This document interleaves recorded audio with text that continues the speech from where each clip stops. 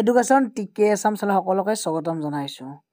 আমাৰ একচুৱেলি এই ভিডিঅ'টো হৈছে যে আমাৰ যিখিনি তাৰমানে BEd কৰিম বুলি ভাবি আছে, এতিয়া মেইন কথাটো হ'ল যে 2014 চনত আগত যিটো ৰুলছ আছিল এতিয়া সেইটো ৰুলছ আহিছে।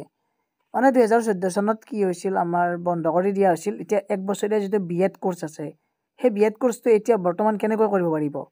1 বছৰীয়া BEd কোৰ্চটো কেনেকৈ কৰিব পাৰিব? যিসকলৰ মানে পোষ্ট গ্ৰেজুৱেট ডিগ্ৰীটো আছে, তাৰমানে PG, আৰু বা যিসকলৰ তাৰমানে যিটো আমাৰ 4 বছৰীয়া যিটো ইণ্টিগ্ৰেটেড মানে কিছুমানে কৰে যে BA ডিগ্ৰী লাভ কৰে, BA হওক বা আমাৰ BCom হওক, তেনেকুৱা তেওঁলোকে এতিয়া এবছৰীয়া BEd ডিগ্ৰীটো কৰিব পাৰিব। কাৰণ 4 বছৰ ইণ্টিগ্ৰেটেড যেতিয়া ডিগ্ৰীটো লাভ কৰিব তেতিয়া তাৰমানে 1 বছৰ বাঢ়ি যায়। যিহেতু মানে আগতে 3 বছৰীয়া আমি যেতিয়া কৰিছিলোঁ 3 বছৰীয়া ডিগ্ৰী, 3 বছৰীয়া ডিগ্ৰীটো যাৰ আছে তেওঁলোকে কিন্তু 2 বছৰীয়া BEdটো কৰিবই লাগিব।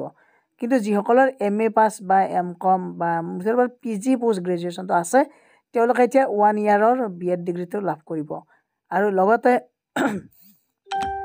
MAd কোনে কৰিব পাৰিব? এতিয়া MAd কৰিবলৈ হ'লে যিটো 4 বছৰীয়া ইণ্টিগ্ৰেটেড BEd আৰু 2 সাল কি BEd কি, কোনোবাই 2 বছৰীয়া BEd কৰাই আছে, কাৰণ BEdৰ পিছত MAd কৰিব পাৰি আমি জানো। গতিকে তেওঁলোকেও কৰিব পাৰিব। আৰু যিসকলৰ পোষ্ট গ্ৰেজুৱেশ্যন আছে সেই তেওঁলোকেতো পাৰিবই। গতিকে আপোনালোকৰ ইয়াতে এতিয়া বহুত ইজি হৈ যাব, কাৰণ যিসকলে মানে PG যিসকলে কৰিছে তেওঁলোকৰ কাৰণে এটা গুড নিউজ। কাৰণ বহুতে ডিগ্ৰী পাছ কৰি কিনে মানে গ্ৰেজুৱেশ্যন কৰি কিনে কেৱল DLED কৰা আছে, বহুত শিক্ষকৰ বা কৰিছে DLEDটো।